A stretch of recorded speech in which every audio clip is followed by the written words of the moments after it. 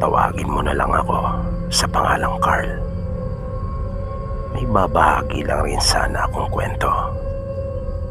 Ito ay ikinuwento lang rin sa akin ng kapatid ng nanay ko nang minsan siyang mapadalaw sa amin sa Caloocan.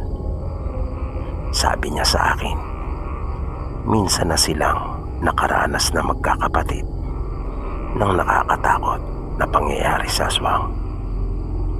Pare-pareho kasi silang lumaki sa probinsya nila nanay. Noong mga panahong iyon, mayroong pinaghihinalaang aswang sa lugar nila. Base sa kumakalat na balita noon, hindi naman daw ito dating ganon. Nahawaan lang umano ng bantog na aswang na tagaroon din na isang guro.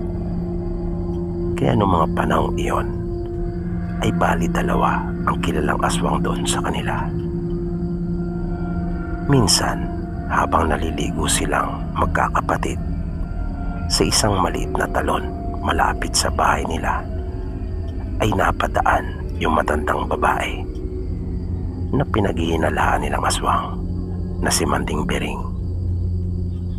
Ang salitang manding doon sa kanila ay tumutukoy sa mga babaeng medyo may edad na, at mandoy naman kapag sa lalaki.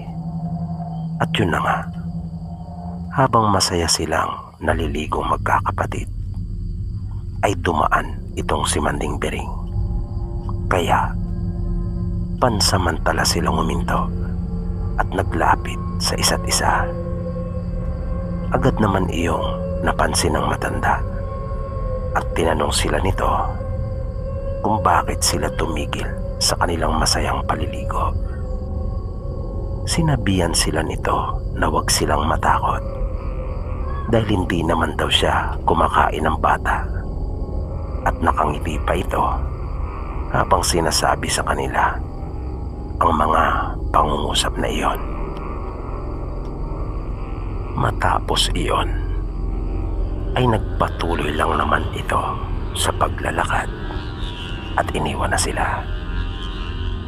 Nang makaalis ang matandang babae, sa halip na magpatuloy ay umuwi na lang sila dahil sa nawalan na sila ng gana at natakot.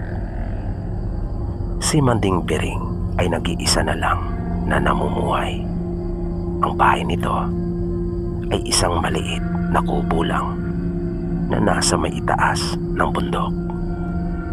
Ang alam ng marami ay may mga anak ito na nasa iba't ibang lugar dahil doon mga nakapangasawa. Kwento ng tiyahin ko, pagdating nila sa bahay ay ikinuwento nila sa kanilang mga magulang na nadaanan sila ni Manding Bering habang abala silang naliligo at naglalaro. Dahil doon ay muli silang pinaalalahanan ng kanilang mga magulang na mag-ingat at kung maaari ay iwasan ang matanda. Kinagabihan noon, habang mga abala sila na gumagawa ng kanilang mga gawaing bahay sa paaralan, ay narinig nila yung paghuni ng aswang. Pamilyar sila sa huni noon dahil yung bahay nila ay daanan umano ng mga aswang. Ayon na rin sa paniniwala ng maraming mga taga roon.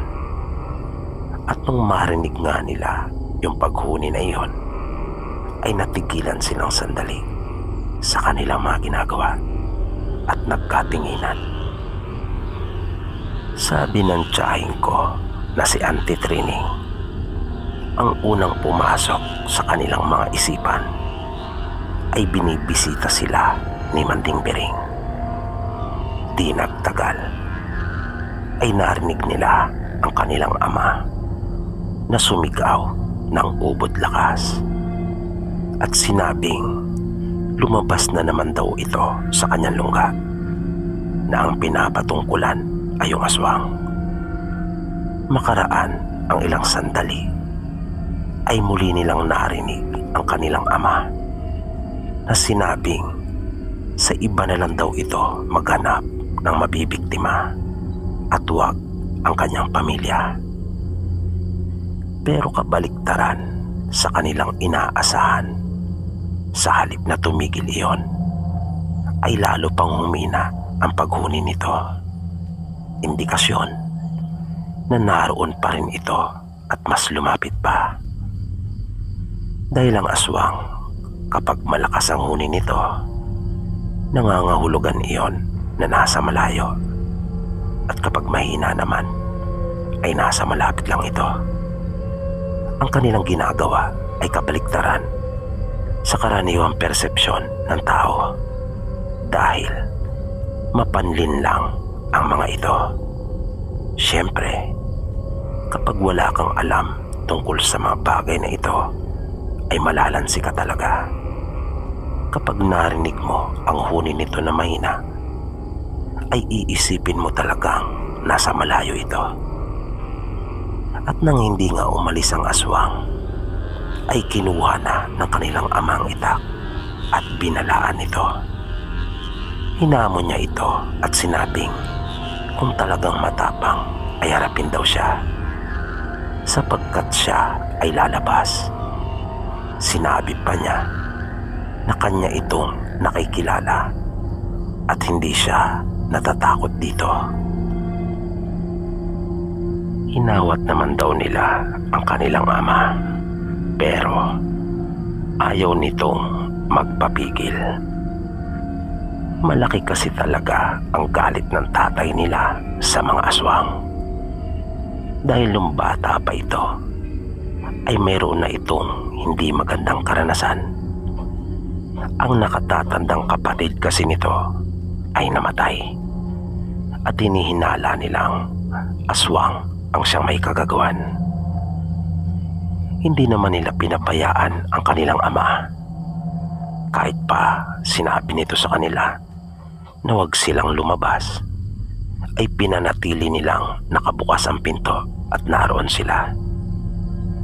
Hawak ng kanilang ama ang flashlight sa kanang kamay nito, habang ang itak naman ay nasa kaliwa. Kaliwete kasi ang tatay nila. Habang nakaabang sila sa pinto, ay naaninagan lang nila ang kanilang ama dahil sa madilim talaga. Wala pa kasing kuryente noong mga panahong iyon, at bawat ilawan ng kanilang ama ay doon napapadako ang kanilang paningin. Nang biglang pare-pareho silang nagulat at napatili nang mahagip ng liwanag ng flashlight ang isang taong animoy aso na nasa gilid ng kanilang bakuran at tila nag-aabang. Pero mabilis din iyong naglaho. Sabi ng tiyahin ko, ang isa sa una nilang napansin ay ang makintab na balat nito na para bang nakakahawig sa kulay ng balat ng kalabaw. Sumigaw ang nanay nila Tia at pinapapasok na ang kanilang ama. Pero nanatili lang ito doon sa kanilang bakuran na pinagmamasdan at patuloy na iniilawan ang kanyang paligid, hanggang sa may biglang bumagsak na isang malaking sanga sa tabi mismo nito na ikinagulat nila. Kaya panay na ang sigaw ng nanay nila at pilit na pinapapasok na ang kanilang ama. Nang nakita na lang nila na bigla itong napapihit at muntika nang bumagsak sa lupa, iwinasiwas nito ang kanyang itak, pero wala namang tinamaan. Kitang-kita nila kung paanong parang binangga ang tatay nila ng isang malakas na pwersa, kung kaya panandalian itong nawalan ng balanse. Nagsigawan na rin umano noong mga oras na iyon sila Tia Trining dahil sa pangamba na baka mapaano ang kanilang ama. Nang maisip marahil ng kanilang ama na argabyado siya sa laban, ay nakinig na rin ito sa kanila. Pumasok na sila sa loob ng bahay at kaagad na isinara ang pinto. Kasunod noon ay ang malalakas na paghampas sa kanilang dingding. Kaya muling sumigaw ang kanilang ama ng napakalakas at sinabing duwag ang aswang, pagkat ayaw nitong lumaban ng patas. Matapos iyon ay kanila namang narinig yung huni nito na mas naging agresibo pa, na tila ba nagalit sa mga ipinahayag ng kanilang ama. Maya-maya pa ay nakita nila Tia na tinungo ng kanilang ama ang lutuan, at mula doon ay pinanguha nito ang mga abo na kanyang inilagay iyon sa bao. Ibinudbud niya iyon sa loob ng bahay. Hindi malinaw kay Tia Trining kung para saan ang abo na iyon, kung kaya naitanong nila sa ama. Sinabi nito na sa pamamagitan ng abong ikinalat niya ay mapapansin niya ang bakas ng aswang kung sakali mang magpilit ito na pumasok, dahil ayon sa kanilang ama, mataas umano ang nalalaman ng aswang at gumagamit ito ng kanyang kakayahan, kung kaya hindi nila ito nakikita. Kaya makakatulong umano ng malaki yung mga abong kanyang ibinudbod. Kinuha din nito yung kawayan na ginagamit nilang panungkit ng kayumito at pinatulis ang dulo noon. Makaraan ang ilan pang sandali ay narinig nilang nagkaingay naman ang halos lahat ng mga hayop na nasa paligid, at naramdaman nilang umihip ang napakalakas na hangin na para bang mayroong unos. Na lumikha din ng ingay ang mga dahon ng mga punong kahoy na naroon.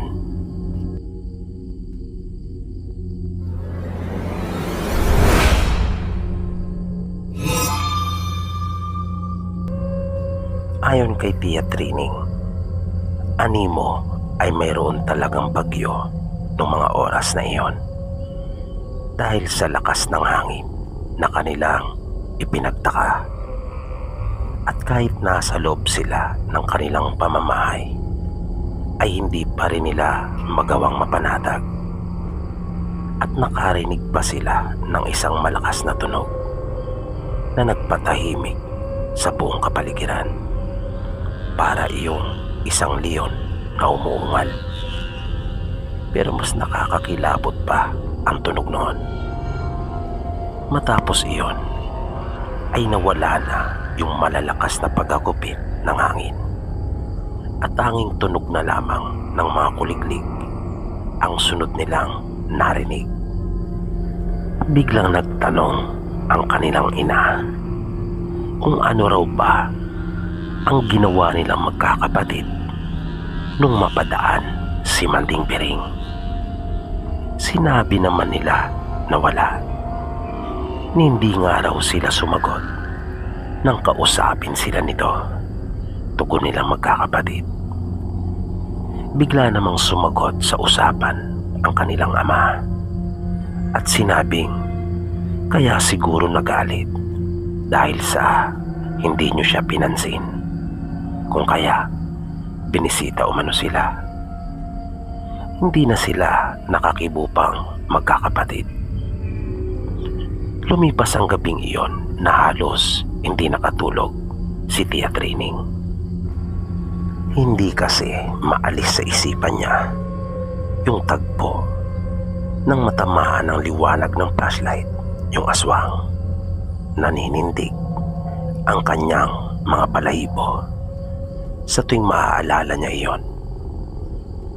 Makaraan ang ilang araw, naabutan nila ang kanilang lolo sa kanilang bahay pagkagaling nila ng paaralan. Napag-alaman nila na pinuntahan pala ito ng kanilang ama at ikinuwento ang nangyari, na sinugod sila ng aswang sa bahay. Kaya nagpasya itong bisitahin sila. Personal nitong iniabot sa kanila ang mga ginawa nitong kwintas. Mga kwintas iyon na ang palawit ayon kay Tia Trining ay sari-sari. Ang napapunta sa kanya ay para umanong pangil. Hindi nga lang siya sigurado kung pangil iyon ng anong hayop. Sa kanyang mga kapatid naman ay kabahagi ng bao, at sa isa ay parte naman ng kawayan. Sabi ng lolo nila ay ingatan nila iyon, pagkat ang mga kaloob niyang iyon ay mabisang panlaban umano sa mga aswang, at ganun din sa mga masasamang tao. May kapansin-pansin sa lahat ng mga bagay na iyon. Lahat ng mga ito ay may mga sulat. May mga iginuhit doon na hindi nila mabasa. Doon nalaman nila Tia Trining na ang lolo nila ay isa palang manggagamot at antingero din. Marami itong nalalaman pagdating sa mga kalikasan. Hindi nagtagal ang kanilang lolo. Matapos nilang makaubos ng isang pitsil na tuba, ay umuwi na rin ito. Kahit pa nga madilim na, pagkat inabutan na ito ng gabi. Sa edad nitong 60 mahigit, ay malakas pa ang pangangatawan nito at maliksi, na simpleng-simple lang para sa kanya ang mga gawain sa bukid, at kayang-kaya pa nga nitong bumuhat ng isang kabang bigas. Nung gabing iyon, nang magpapahinga na sila, ay biglaan nilang narinig ang paghuni ng aswang, na hindi rin pala iyon nakalampas sa pandinig ng kanilang ama. At sa galit nito ay kanyang sinigawan iyon at sinabihang bumalik na sa kanyang lungga at wag na silang gambalain pa. Pero hindi iyon umalis. Kaya naisipan ng kanilang ama na lalo na lang itong galitin, at kung hindi makapagtimpi at pasukin sila sa loob ng bahay, ay sisiguraduhin niyang hindi na ito makakalabas pa ng buhay. Kaya bukod sa panggagaya niya sa ginagawang paghuni nito, ay kinuha niya yung kanyang itak at ikiniskis iyon sa bibig ng lalagyan nito. Nakakangilo ang nililikhang tunog noon, na ayon sa kanilang paniniwala doon ay ikinagagalit talaga iyon ng mga aswang. Sinigawan din ito ng kanilang ama na daanan at kunin ng asin sa bayuhan nila ng palay, dahil doon ay narinig nilang lalo iyong naging agresibo at halatang nagalit. Muling binudburan ng abo ng kanilang ama ang bawat gilid ng kanilang bahay, at ipinagpatuloy niya ang kanyang pambubuska dito, nang inaasahan niya ay ang pasukin sila kapag hindi na nito matiis yung pang-aasar na kanyang ginagawa.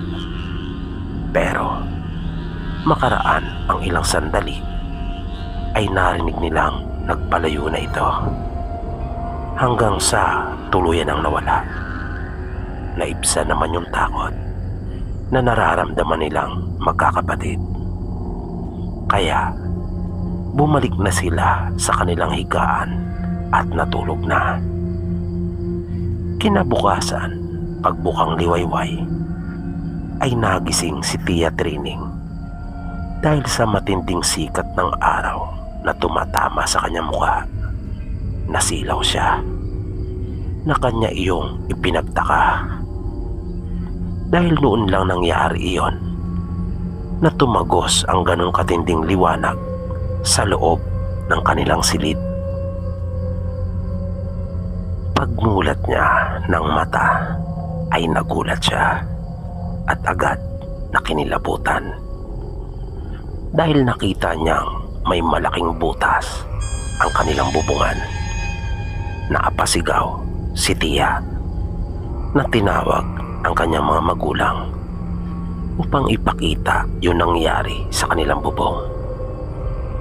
Nang makita ng kanilang mga magulang ang malaking butas na iyon, ay sunod na sinuri silang magkakapatid.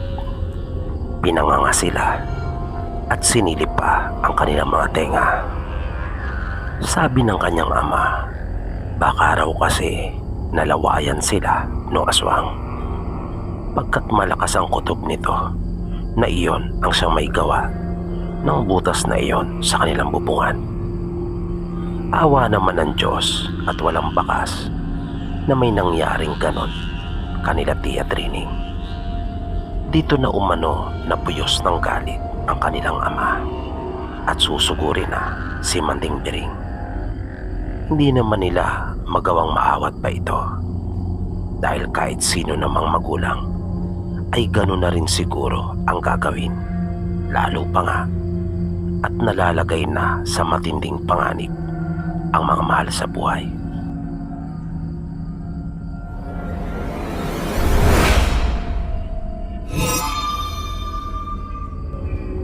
Hindi na nga po nila naawat pa ang kanilang ama nang magpasya itong sugurin na si Manding Biring, na kanila pang nakita yung binaklas na bahagi ng kanilang bubong doon sa daan nang sundan nila ang kanilang ama. Pagdating nila sa bahay ni Manding Biring, ay agad na nagsisigaw ang kanilang ama at pilit na pinalalabas ang matandang babae. Agad namang lumabas ang matanda at tinanong sila kung ano ang kanilang pakay. Hindi naman na nagpaligoy-ligoy pa ang kanilang ama at sinabi ang layunin ng kanilang pagpunta. Kitang-kita nila ang pagkagulat sa mukha ni Manding Biring at agad na pinabulaanan ang mga sinabi ng kanilang ama tungkol sa kanya. Sinabi pa nito na huminahon sila upang makapag-usap ng maayos. Nagmagandang loob pa ang matanda at pinapasok sila sa bahay nito. Pumayag naman sila Tia Trining sapagkat naramdaman naman nila yung sinseridad ng matanda. Naunang pumasok ang kanilang mga magulang. Nang sila Tia Trining na ang papasok, ay agad na napuna ng matanda ang kanilang mga suot na kwintas. At sinabi nitong mabuting panlaban iyon sa mga aswang, sabay hawak sa kwintas ni Tia Trining. Sasawatain pa sana niya iyon pero huli na. Nahawakan na ni Manding Biring ang palawit noon. Dagdag na sabi pa ng matanda, mabisa umano ang kanilang mga kwintas. Sinabi pa nito na mayroon pa pala silang kasama, na napalingon sila Tia Trining sa kanilang likuran dahil sa doon nakatuon ang pansin ng matanda. Napakunot naman ng noo si Tia Trining at nawirduhan kay Manding Biring dahil sa wala naman siyang nakitang naroon. Nasaksihan iyon ng kanilang ama at dahil sa tagpong iyon ay nakumbinsi siya na hindi nga ito ang aswang na gumagambala sa kanila.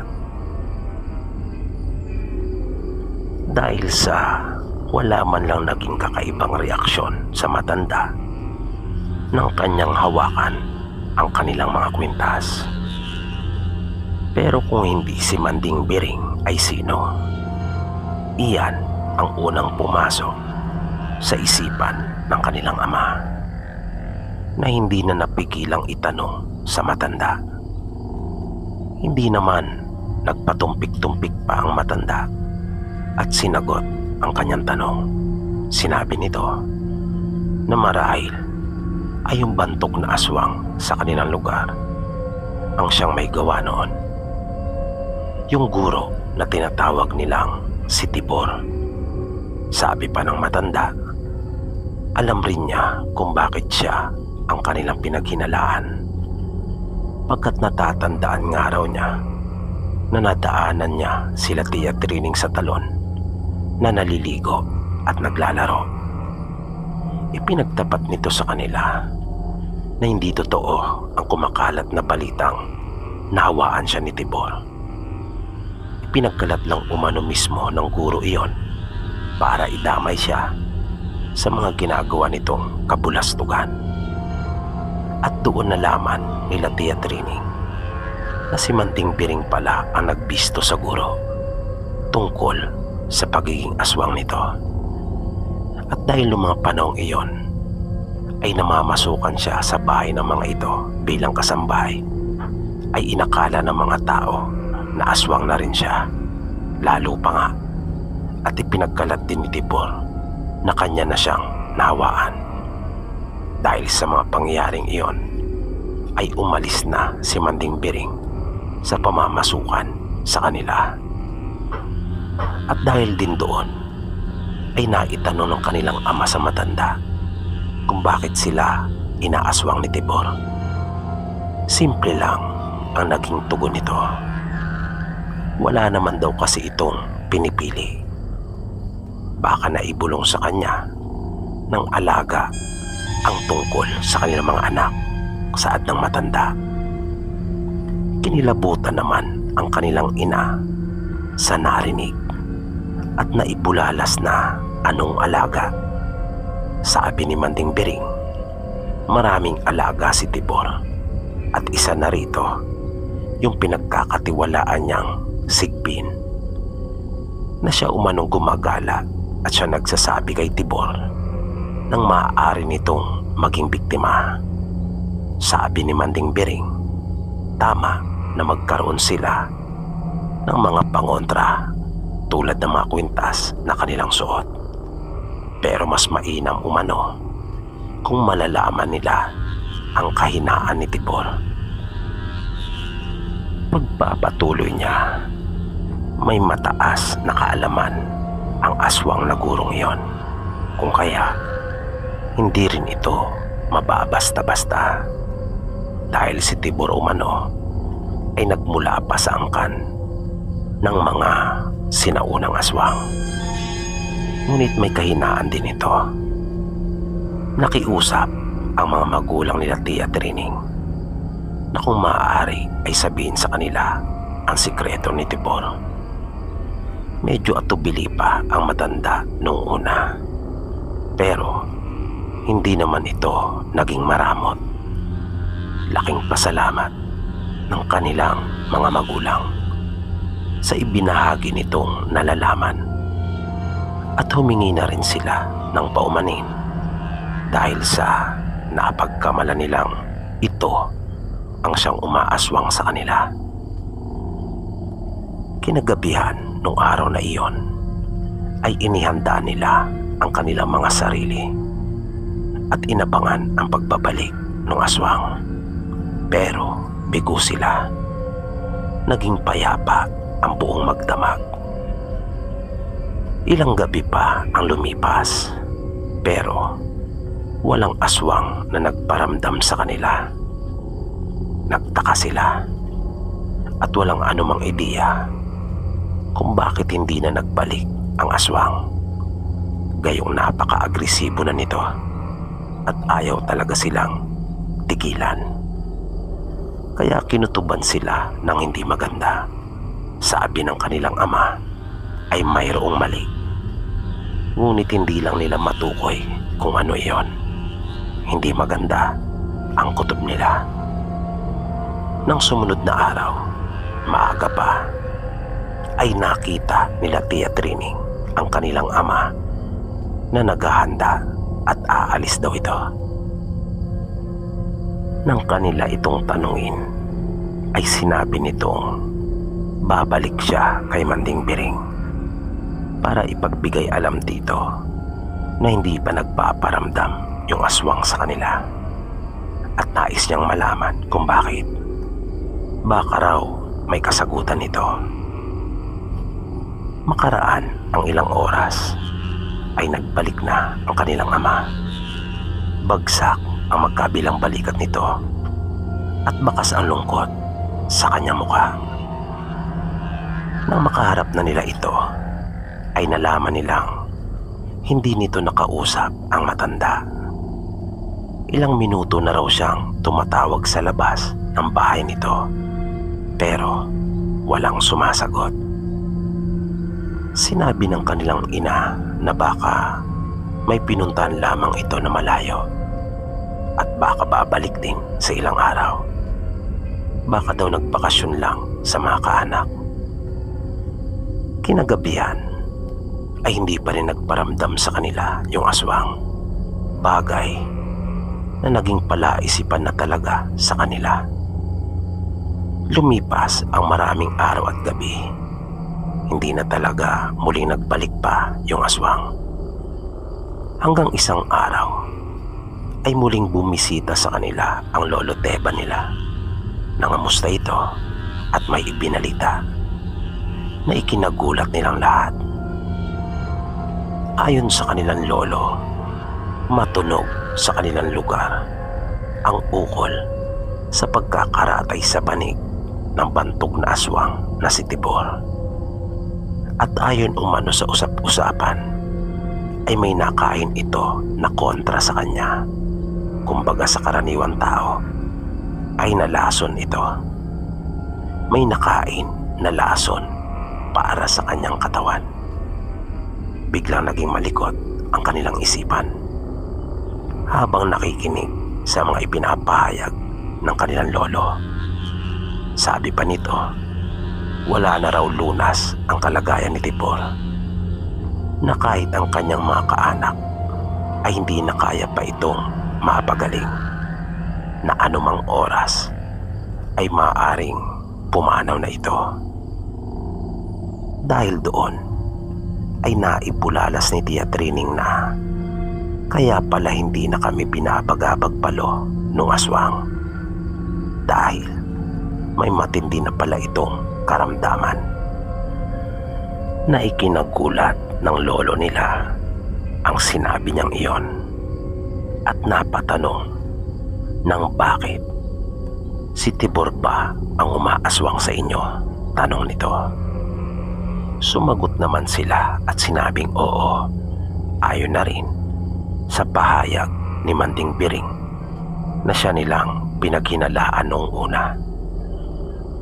Napaisip sandali ang kanilang lolo at napatango na parang napagtagpi-tagpi na niya ang mga sinasabi nila. Pero ang malaking tanong ay sino ang may kagagawan ng sinapit na iyon ni Tibor. Kapwa sila halos sabay-sabay na napatingala at napaisip. Niyaya nila ang kanilang lolo na doon na mananghalian at pagkatapos makakain ay nagpaalam na rin ito. Doon umikot ang kanilang mga usapan ng buong araw na iyon hanggang sa magpasya si Tia Trining na balikan ang bahay ni Manding Biring. Niyaya niya kinabukasan ang kanilang ama pero tumanggi ito. Ayon kay Tia Trining ay hindi daw siya mapakali noong mga sandaling iyon. Lumipas pa ang ilang gabi at lalong mas tumitindi pa ang kanyang pagnanasa na makabalik sa bahay ng matandang babae.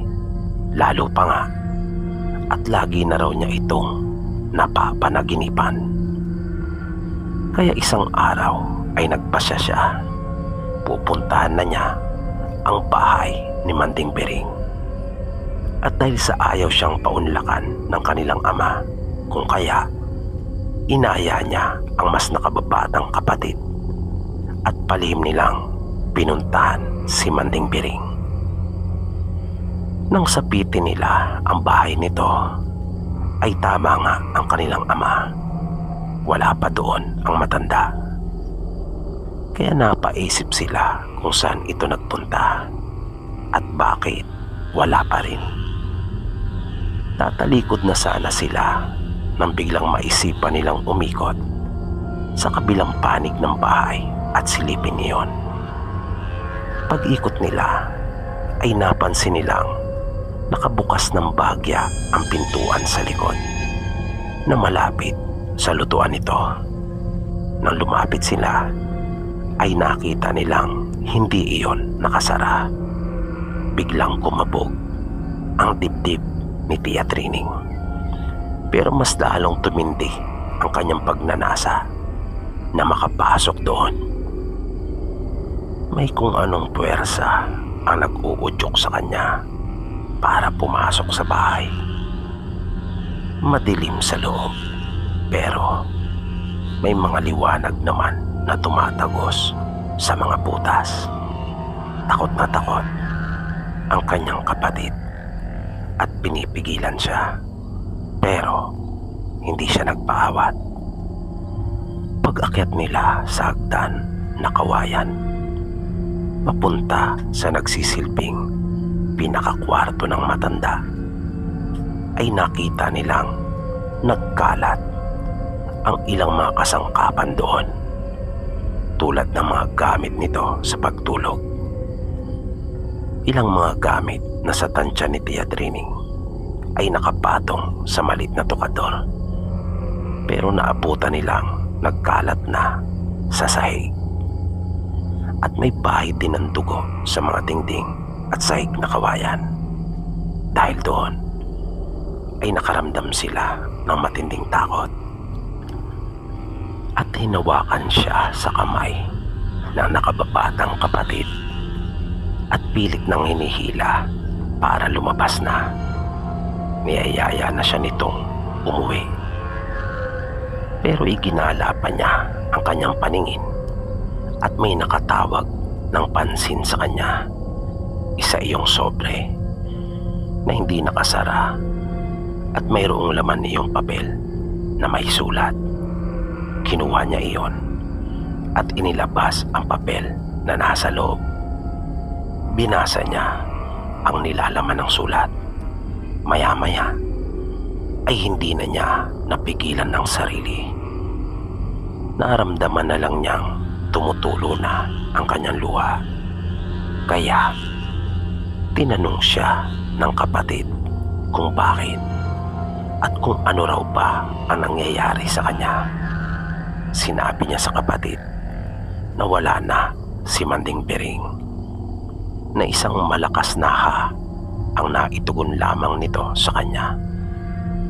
Doon nalaman ni Tia Trining na may nangyaring hindi maganda sa matandang babae. Ayon kasi sa liham nito ay inaasahan na niyang may mangyayaring hindi maganda sa kanya dahil sa ibinahagi niyang kaalaman sa kanila tungkol sa kahinaan ni Tibor. Dahil ayon sa matanda, noong mga panahong iyon pala ay laging nakamatsyag sa amin ang alaga nitong Sigbin na binabantayan bawat galaw namin kahit saan kami magpunta. Mahirap umanong paniwalaan, pero may mga bagay talagang nangyayari dito sa mundo na mahirap ipaliwanag. Nakasaad din sa sulat na dahil alam niyang hindi iyon palalampasin ni Tibor, ay siya na ang pupuntiryahin nito dahil sa kanyang ginawang pagpisto sa kahinaan ng aswang. Kung kaya, tinanggap na lamang niya iyon at inihanda na ang sarili. Kumain siya ng mga pangontra na alam niyang magiging lason para kay Tibor. Sa sandaling kainin na siya nito. At naalala nga ni Tia Trining yung ikinuwento ng lolo nila sa nangyari kay Tibor. Base pa sa liham, yun na lang ang tanging paraan na mabisa na naisip ni Manding Biring. Dahil kahit nalalaman pa niya yung kahinaan ng aswang, ay hindi rin naman niya magagawang mapatay iyon o maipagtanggol ang sarili laban dito kapag nilusob na siya nito, dahil sa matanda na siya at may kahinaan pa. Ipinabasa ni Tia Trining ang liham sa kanyang mga magulang at hiniling sa kanila na ilapit sa awtoridad. Pero nagdesisyon ang mga ito na isang tabi na lang, pagkat ayaw nilang masadlak pa ang kanilang mag-anak sa gulo. Isa pa ay hindi rin naman makakatayo sa husgado yung liham na iyon. Hindi iyon sapat para mapanagot ang dapat managot. Dagdag pa ng mga magulang nila noong mga panahong iyon na kung saan ay agaw buhay na rin si Tibor, ay masasabing nakamit na umano ni Manding Biring ang hustisya. Kaya magpasalamat na lang daw sila dahil sa isinakripisyo ni Manding Biring ang sarili niyang buhay para sa kaligtasan nila. At hindi umano nito ikasisiya kung malalagay pang muli sa alanganin at panganib ang kanilang pamilya.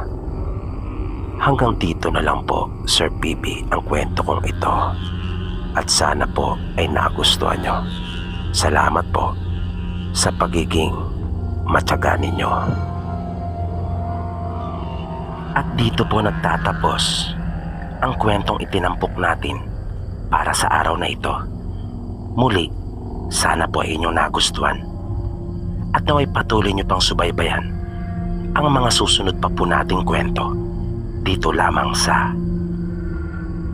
Mga Totoong Kwento ng Kababalagan. Maraming salamat po at hanggang sa muli. At dito po nagtatapos ang kwentong itinampok natin para sa araw na ito. Muli, sana po ay inyong nagustuhan at naway patuloy nyo pang subaybayan ang mga susunod pa po nating kwento dito lamang sa Mga Totoong Kwento ng Kababalagan. Maraming salamat po at hanggang sa muli.